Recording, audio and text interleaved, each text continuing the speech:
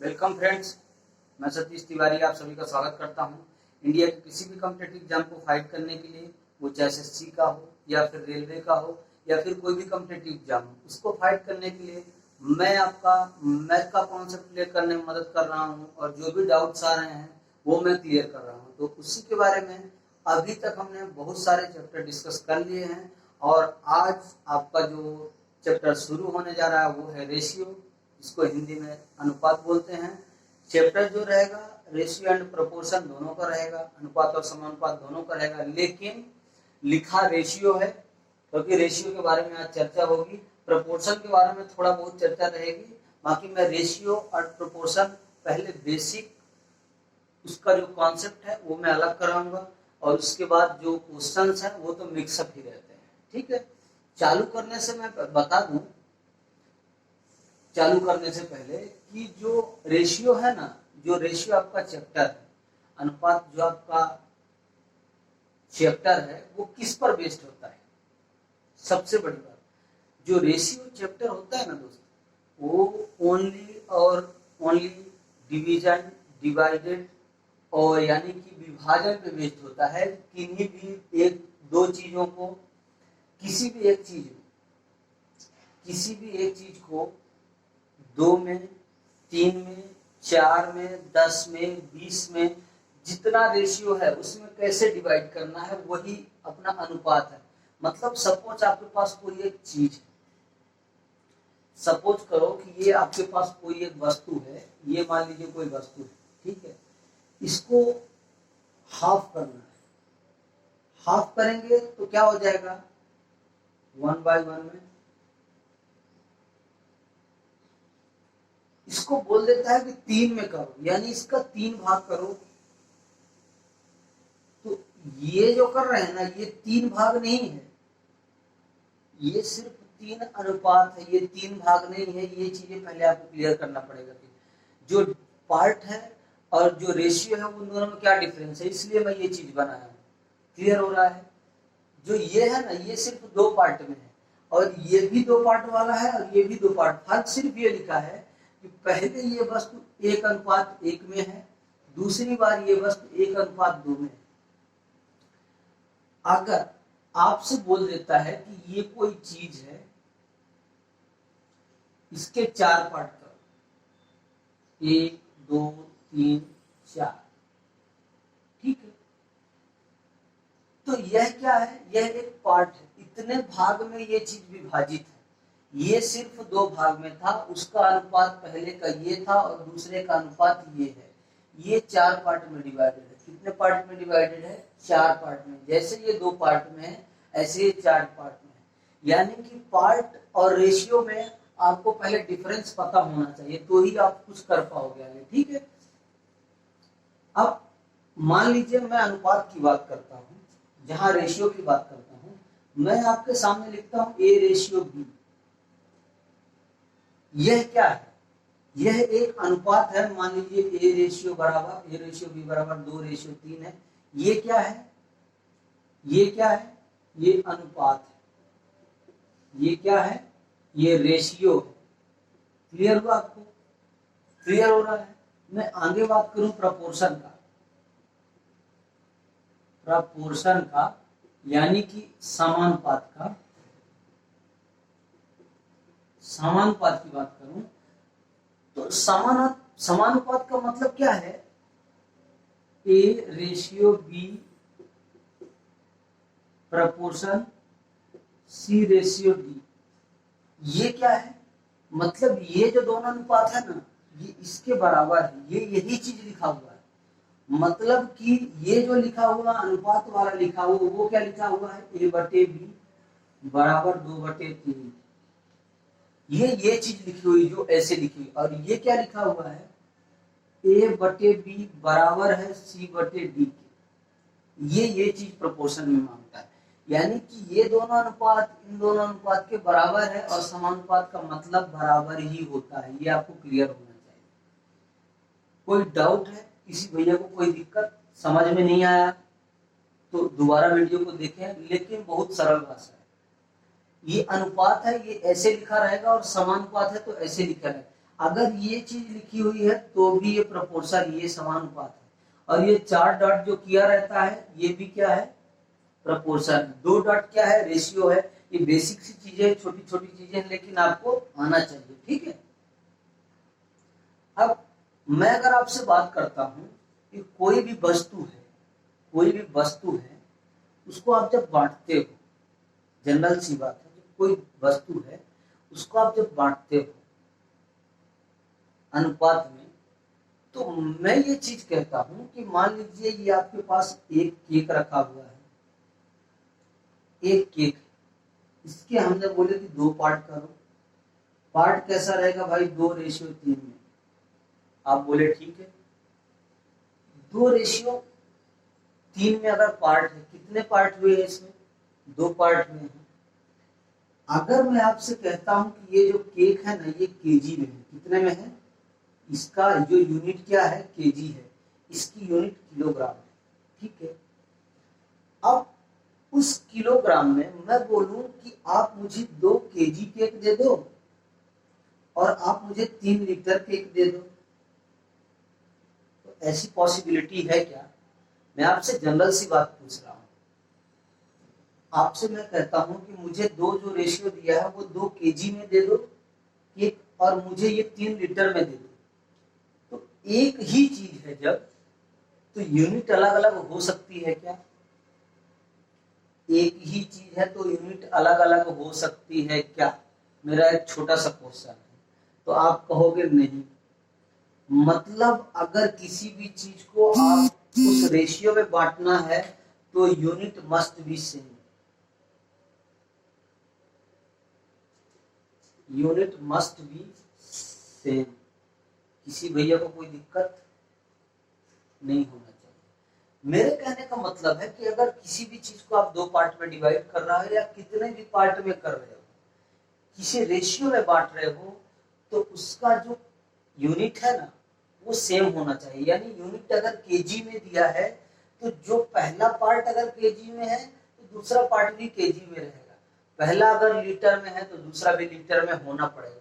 हाँ, कुछ जगह ऐसे हो सकता है आपकी यूनिट जो है लेंथ की, सपोज लेंथ की यूनिट की अगर हम बात करें, लेंथ की यूनिट जैसे पहले मीटर है, किलोमीटर है और मिलीमीटर है, ये जो यूनिट, लेकिन इसका यूनिट क्या है, इसका यूनिट क्या है, सब एक दूसरे से रिलेटेड है। मतलब अगर पहला अगर पूछ दिया है कि यहाँ पास अगर 2 किलोमीटर है, 2 किलोमीटर है, तो इसको मीटर में बदल के आपको डिवाइडेड करना है, तो आप 2000 मीटर करके कर सकते हो। लेकिन अगर यूनिट चेंज कर देता है कि 2 केजी से 3 लीटर कर दो, तो आप नहीं कर सकते। क्लियर है? तो मेरा समझाने का मतलब यही था कि अनुपात हो या समानुपात, डिवाइड करने के लिए उसमें यूनिट सेम होना चाहिए। यूनिट अगर सेम रहेगी तो आप क्या कर सकते हैं, उसको तो ही आप परिवर्तित कर सकते हो, अन्यथा आप उसको बदल नहीं सकते हो। क्लियर हुआ है? ये छोटी सी चीज है। मतलब पहली चीज तो ये है कि यूनिट सेम होना चाहिए। यूनिट सेम नहीं हुई तो आप नहीं कर सकते हो ये चीजें, ठीक है। अब चलिए, अब रेशियो में कैसे कैसे पार्ट है, कितने प्रकार होते हैं, वो सब मैं बता रहा हूं। आपके पास एक रेशियो दे दिया गया है, ए रेशियो बी। ये जो ए रेशियो बी है ना, मैं कहता हूं इसका इनवर्स रेशियो निकालो।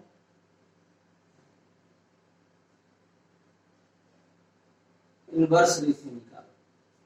इनवर्स रेशियो को हिंदी में क्या बोलते हैं, विलोमानुपात। विलोमानुपात। तो ए रेशियो बी है, यानी ए बटे बी है, इसको मैं ऐसे कह सकता हूं। क्लियर हो रहा है? अगर ये ए रेशियो बी है, इसका मैं विलोमानुपात बोलते हैं तो बोलता हूं, तो आप डायरेक्टली क्या बोलोगे, इसका इनवर्स रेशियो कितना होगा, बी बाई ए। क्या मैं ऐसा लिख सकता हूं? बिल्कुल लिख सकता हूं। ये विलोमानुपात है, ये इनवर्स रेशियो है, तो ए बटे बी का इनवर्स रेशियो बी बाई ए होगा, ठीक है। नेक्स्ट बात करूं कि आपके पास ए रेशियो बी अगर दिया गया है, कोई अनुपात है, इसका मुझे डुप्लीकेट रेशियो बताइए। डुप्लीकेट ए रेशियो बी है, इसका मुझे डुप्लीकेट रेशियो बताइए। डुप्लीकेट रेशियो, डुप्लीकेट रेशियो बताइए मुझे। डुप्लीकेट रेशियो का मतलब क्या है, ये हिंदी मीडियम वालों को इतना समझ में ना आए। डुप्लीकेट का रेशियो का मतलब होता है वर्गानुपात। वर्गानुपात, तो ए रेशियो बी अगर दिया है, इसका वर्गानुपात क्या हो जाएगा मुझे बताइए। डायरेक्टली आप कह सकते हो कि इन दोनों संख्याएं जो रेशियो में लिखी गई हैं, इनका वर्ग करना ही इसका वर्गानुपात होगा। ए रेशियो बी का वर्गानुपात ए स्क्वायर रेशियो बी स्क्वायर होगा। क्लियर हुआ है, ये वर्गानुपात। अब आपसे पूछ लेता है सब डुप्लीकेट बता दीजिए, सब डुप्लीकेट रेशियो।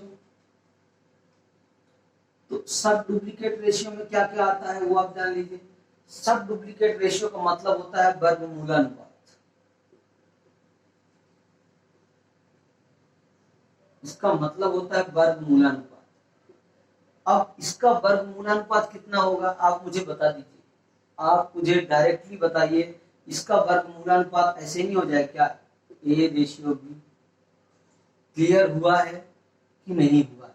मैं आपके सामने कोई संख्या लिख देता हूं कि संख्या मान लीजिए ये ए बराबर 2 है और बी बराबर 3 है, तो मुझे डुप्लीकेट रेशियो बताइए। तो ए वाले का कितना हो जाएगा 4 और बी वाले कितना हो जाएगा 9। इसका कितना हो जाएगा वर्गमूलानुपात, क्या हो जाएगा वर्गमूलानुपात इनका हो जाएगा 2 और इसका बी का हो जाएगा 3। वर्गमूलानुपात सॉरी। तो ये दोनों चीज अंडर रूट में रहेगी। क्लियर हुआ है, ये दोनों चीज अंडर रूट में रहेगी। ठीक है, ये छोटी छोटी चीजें हैं, लेकिन ये सब डुप्लीकेट रेशियो का क्वेश्चन रेलवे ने पूछा है पिछली बार 2015 में। कैसे पूछा था पता है कि 2-3 आदमियों की इनकम दी गई थी और उसका उनका जो ए का रेशियो था वो बी का सब डुप्लीकेट था और बी का रेशियो सी का सब डुप्लीकेट था। यानी वर्गमूलानुपात में उनकी इनकम चल रही थी। मतलब ए का जो रेशियो था वो मतलब अगर बी का 16 है तो ए का 4 था, तो ये बी हो जाएगा, ये ए हो जाएगा। तो जो ए की रेशियो ए का चीज था ना, वो वर्गमूलानुपात था किसका, बी का इनकम। ये क्वेश्चन आया हुआ था, मुझे एग्जैक्ट याद नहीं है किस बेस में था, लेकिन था ऐसे ही क्वेश्चन। ठीक है, क्लियर हो रहा है। और मैं तो भूल जाता हूं, लेकिन चैनल का नाम कैच द मैथ है, चैनल को सब्सक्राइब कर लीजिए। वीडियो पसंद आता है तो खींच के लाइक करिए। छोटी छोटी चीजें आपको पहले बताई जाएगी, इसको बेसिक समझ लीजिए या छोटी चीजें समझ लीजिए। या जिन बच्चों को आ रहा है ना वो चीज, ऐसा लगेगा कि मुझे ये फालतू में पढ़ाया जा रहा है, लेकिन क्या है वो चीजें आपके लिए बहुत बेनिफिशियल होने वाली है। आज नहीं तो कल होगी जरूर। जिनको नहीं आ रहा है वो जरूर पढ़े और जिनको आ रहा है वो रिवीजन करें या प्रैक्टिस करें। ठीक है, अब रेशियो की मैं बात करूं अगर आपसे, तो रेशियो कई प्रकार से निकाला जाता है। अब क्वेश्चन ऐसा बोल देता है, देखिए ये भी रेशियो ही, ए की इनकम बी की इनकम की 4 गुनी, बी की इनकम की 4 टाइम्स है या 4 गुनी। ये रेशियो नहीं है क्या, कोई मुझे ये चीज बता दे। That is first point. ये रेशियो का पहला लैंग्वेज है।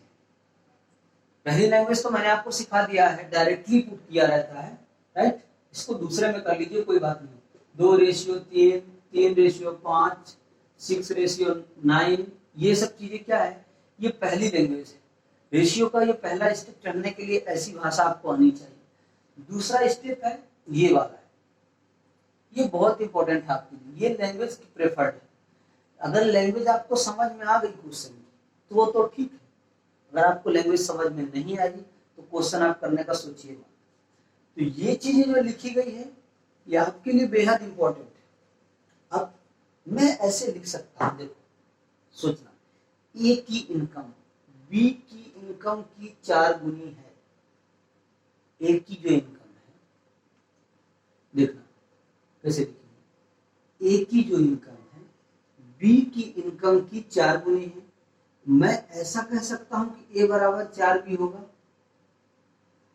भाई वही तो क्वेश्चन में बोला ना, ए की जो इनकम है ए बराबर है किसके, बी की इनकम की 4 गुनी, यानी जब 4 बार बी वो उतना पैसा कमाएगा तब ए के बराबर होगा। और यही तो क्वेश्चन की लैंग्वेज है। ऐसे ही क्वेश्चन डायरेक्टली एग्जाम में उठ के आते हैं। नेक्स्ट देखना, और मान लीजिए एक एग्जांपल ले लीजिए इसमें, पी की आय, पी की आयु, क्यू की आयु की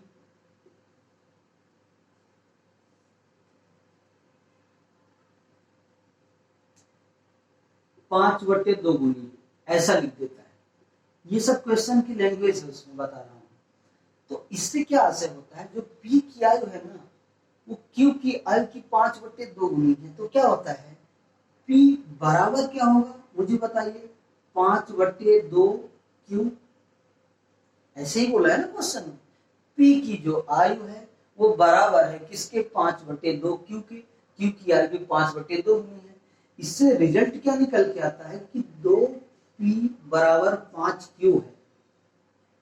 अब यहां से आप ऐसा निकाल सकते हो, यहां से आप ऐसा निकाल सकते हो, जिसको देखो, जिसको डाउट है मैं पहले क्लियर कर देता हूँ, p और q इसमें निकालने में किसी को डाउट रहे या इसमें, तो मैं डायरेक्टली आपको कहता हूँ ना, आपको समझ में नहीं आता है तो एक एक चीज करिए ना। कौन बोलता है कि आप आगे आइए, कौन बोलता है कि आप आगे आइए और तुरंत करिए। आपको समझ में नहीं आता है, एक स्टेप फॉरवर्ड करिए। देखना मैं एक स्टेप फॉरवर्ड करके आपको सिखाता हूँ कैसे। P बराबर क्या हो जाएगा, 5q/2 नहीं हो जाएगा क्या। अब ये वाला यहां उतर के नहीं जाएगा क्या, ये वाला यहां उतर के नहीं जाएगा क्या, तो मुझे बताइए। आप डायरेक्टली कहोगे कि P/Q बराबर 5/2 होगा। इसमें कोई डाउट है, यानी P जो है वो 5 रेशियो है, Q 2 रेशियो रहेगा। क्लियर हुआ है, वही चीज जो यहां लिखा है वही चीज है। मैं एक स्टेप फॉरवर्ड करता हूं, ठीक है, मैं एक स्टेप फॉरवर्ड करता हूं। आप यहां निकालिए, a बराबर 4b लिखा हुआ है, तो a/b होगा तो 4 हो जाएगा, इधर कुछ नहीं है तो 1 नहीं हो जाएगा, यानी a का वास्तविक मान 4 होगा तो b का 1 होगा। और यही बात तो यहां बोला भी है कि जब a जो है कितने गुना है, 4 गुना है, किसका, b का। और यहां भी तो यही बोला है, यहां भी तो वही चीज बोला है ना आपसे। क्लियर है कि जो p है उस p का 2 गुना किसके बराबर है, 5q के। क्लियर हो रहा है, क्लियर हुआ कि नहीं मुझे ये खाली बताइए, ठीक है। क्लियर हो रहा है, ये जो छोटी छोटी चीजें आपके लिए बहुत इंपॉर्टेंट है और ऐसी चीजें आपको सीखना है। मैं अगेन रिपीट करूंगा, अगर आपको ऐसा कुछ डाउट लगता है तो, ठीक है। तो ये जो चीजें मैं बता रहा हूं ना उसको एग्जैक्ट समझिए कि मैं क्या समझाने की कोशिश कर रहा हूं आपको। ये छोटी छोटी चीजें हैं जो डायरेक्टली लिख दी जाती हैं और आपको पता नहीं चलता है, ठीक है। अब आगे मैं बात करता हूं, देखो ऐसे रहेगा, P बराबर 2Q दे दिया है, आज इसी पे चर्चा हो जाएगी। P बराबर 2Q दिया है, इसका मतलब क्या है कि जो P का 1 भाग है वो Q के 2 भाग के बराबर है। मैं ऐसा भी तो कह सकता हूं ना, ऐसे ही तो क्वेश्चन में कि जो P का 1 भाग है वो Q के 2 भाग के बराबर है, राइट। P का 1 भाग Q के 2 भाग के बराबर है, तो आप इसको करिए ना। मैं कहता हूं P/2 कर दीजिए बराबर Q। ये भी तो मैं लिख सकता हूं, यानी जो Q है ना वो P का आधा है, ये भी तो मैं यहां कह रहा हूं ना आपसे। और वही चीज है कि P जो है वो Q का 2 गुना है और जो Q है वो P का आधा है।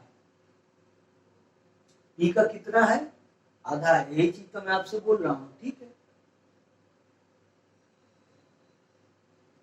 इसके नीचे कुछ नहीं है तो आप यहाँ कर सकते हैं एक। जब एक करेंगे तो यही चीज निकल के आ रही है, 1p बराबर 2q, और जो मैंने लिख दिया है यहाँ। किसी को डाउट है? किसी को कोई डाउट है क्या तो बोलो। किसी को कोई डाउट है? नहीं है, नहीं होना चाहिए, क्योंकि छोटी छोटी चीजें आपको बहुत इंपॉर्टेंट है, बहुत मतलब बहुत इंपॉर्टेंट है। यानी कि अगर मैं यहाँ से P बटे Q निकालूंगा तो P जो 2 की इफिशियंसी से काम करेगा और Q 1 की इफिशियंसी से काम करेगा। और यही तो क्वेश्चन में बोला ही है आपसे कि P बराबर 2Q है। यानी P का जब 2 रेशियो का रहेगा, 2 इफिशियंसी से काम करेगा तो Q 1 काम कर पाएगा उतने में। और क्यों? क्योंकि जो Q बराबर है P बटे 2 है, यानी P का आधा काम कर रहा है, तो यहाँ भी तो आधा ही कर रहा है ना। यहाँ भी तो वो चीज आधा ही कर रहा है, जो Q कर रहा है वो 1 काम कर रहा है, P 2 करेगा काम। और यही चीज तो इसमें मैंने सिखाया है। क्लियर है? क्वेश्चन ऐसे बनता है, देखिए मैं उसका एक क्वेश्चन दिखा देता हूँ। आपसे डायरेक्टली ऐसे पूछता है कि हमारे पास मान लीजिए 1000 रुपए है, मान लीजिए 1200 रुपए है, 3:4:5 में बांटना है। अब कैसे बांटें? बहुत सरल है, बहुत सरल और बहुत सरल। इट मीन्स इन तीनों को हम ऐड कर देंगे, कितना हो जाएगा? 4 3 7 5 12। अब 12 रेशियो बराबर अगर 1200 है, 1 रेशियो बराबर 100। तो अगर इसका पूछता है पहले वाले कितना मिला तो 300, दूसरे वाले को 400 और तीसरे वाले को 500, तो 5 4 9 3 12 1200 रुपए आपके हो गए। यही चीजें हैं, लेकिन ये बहुत लो क्लास का क्वेश्चन है। अब ये क्वेश्चन नहीं पाए जाते, अब ऐसे क्वेश्चन नहीं आ रहे हैं, आप डायरेक्टली जो समझ रहे हो। इसमें क्या बोल देता है कि इसका डुप्लीकेट, जो ए की इनकम है ना वो बी की डुप्लीकेट, यानी इसका वर्ग है तो उसके हिसाब से संख्याएं दी रहेगी। ऐसे क्वेश्चन आता है। फिर वर्गमूलानुपात है, फिर विलोमानुपात है, ये सब चीजें छोटी छोटी चीजें आपको दी रहती है। ठीक है, बेसिक जानकारी के लिए मैंने ये चीज आज सिखाया है, और मैं अगेन बता रहा हूँ कि ये छोटी छोटी चीजें आपको आना चाहिए। सबसे बड़ी बात तो ये है रेशियो में कि रेशियो को करने से पहले उसका यूनिट सेम होना चाहिए, तो ही आप सॉल्व कर पाओगे, अन्यथा आपकी रेशियो समझ में नहीं आएगा। आप कितना भी ट्राई कर लो, unit must be same, unit आपको सेम करना ही है, इसके बाद ही सॉल्व करिए। ठीक है, क्लियर हो रहा है?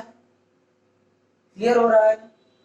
और मैं बता रहा हूं कि जिन बच्चों को पढ़ना है ना, उनको खुद मेहनत करना पड़ेगा। कुछ करना है तो मेहनत खुद करना पड़ेगा। मैं सिर्फ यहाँ सपोर्ट कर सकता हूँ आपका, अदरवाइज मैं कुछ नहीं कर सकता हूँ। नोट्स बनाइए, और आज समझ में नहीं आता तो नोट्स को देखिए, लेकिन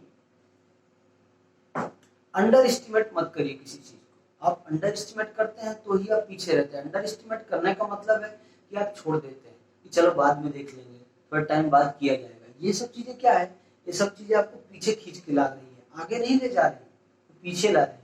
इसलिए क्या है, अगर एग्जाम क्रैक आपको करना है तो पढ़ना आपको ही पड़ेगा। और मैं अगेन रिपीट कर रहा हूँ कि मेहनत करोगे तो सफलता जरूर मिलेगी। आज की वीडियो में दोस्तों बस इतना ही। बने रहिएगा, और चैनल का नाम कैच द मैथ है। चैनल को सब्सक्राइब कर लीजिए, वीडियो पसंद आती है तो खींच के लाइक भी करिए, और शेयर करना बिल्कुल ना भूलें। धन्यवाद।